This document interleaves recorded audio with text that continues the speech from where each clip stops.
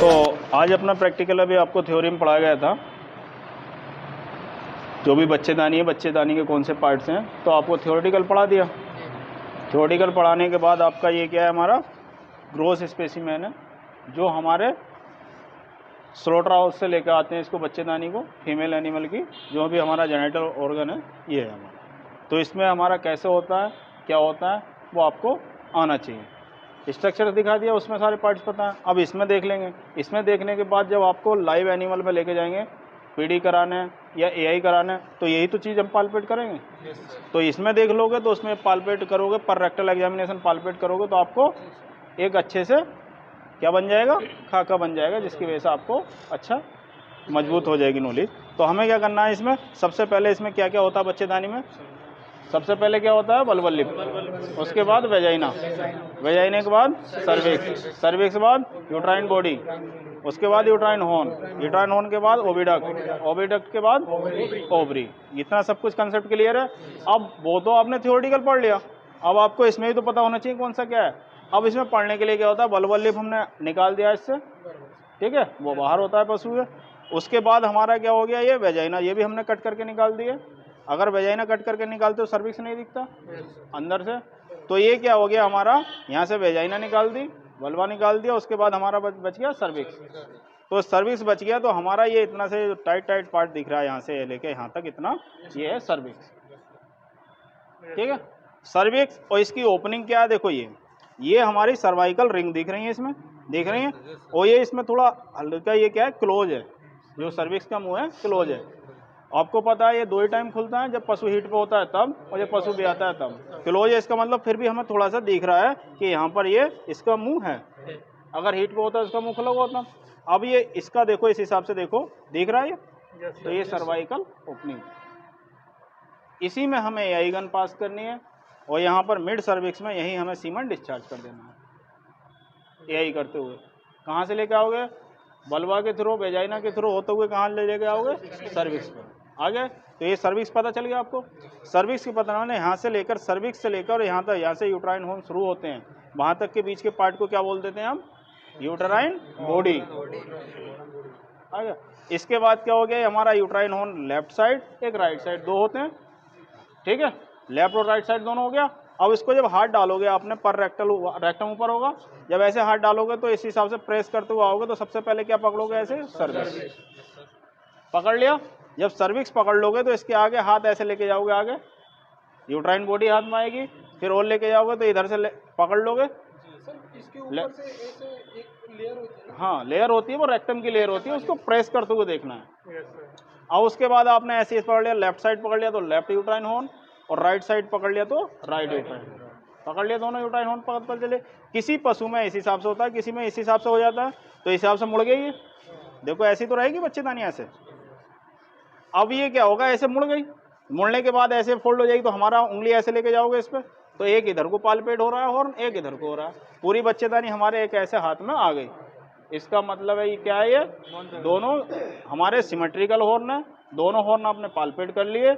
और क्या है, ये हमारे गैबिन पशु नहीं है। अगर गैबिन होगा तो सिमेट्रिकल यूट्राइन हॉर्न नहीं होंगे, बच्चेदानी का साइज बढ़ जाएगा, एक सिंगल हाथ में बच्चेदानी नहीं आएगी।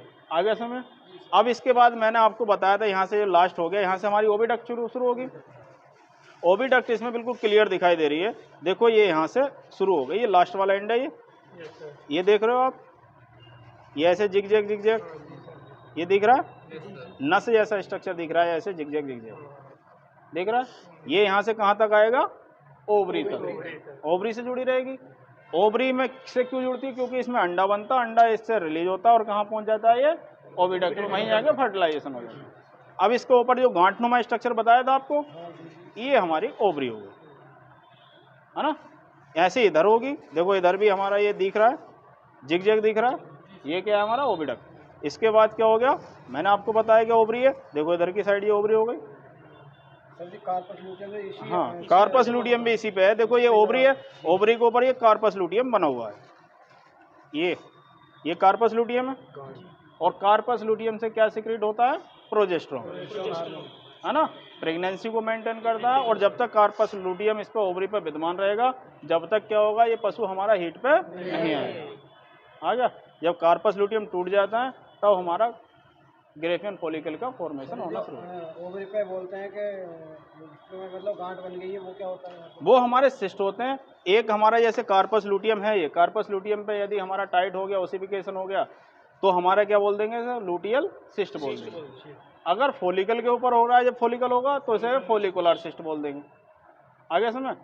तो हमारा और क्या होता है, एक क्या होता है, स्मूथ ओवरी हो जाती है, बड़ी हो जाती है ना, तो उसका साइज इसका बढ़ जाता है, स्मूथ हो जाती है, ना कार्पस लुटियम रहता है ना क्या रहता है इस पर। उसको इस तरीके से हाँ करने से उसी वो से, हट जाता है। हाँ तो उस पर मोटा हो जाता है, तो उसका हम देख लेते हैं कि स्मूथ ओवरी है। हाँ हम लोग का जिस पे सिस्ट बन जाएगा, जो गाय प्रेग्नेंट नहीं मतलब वो हीट नहीं है, तो ऐसे मतलब कोविडक्स का नहीं, ऐसे आपको क्या है, जो हमारा इसमें फॉलिकल रहेगा वो क्या रहेगा, मुलायम रहती है लेयर, है ना, थिन लेयर रहती है। अगर आप उसको पकड़ के ज़्यादा टाइट हाथ से करोगे तो क्या होगा, रप्चर हो जाएगा। तो हमको क्या है, जेंटल हैंड से उसे पाल्पेट करना है, पता चल जाएगा। ये हमारा टाइट से होता है तो पता चल जाता है कार्पस लुटियम है इसका, ठीक है। इस हिसाब से आपका ये पूरी बच्चेदानी हो गई।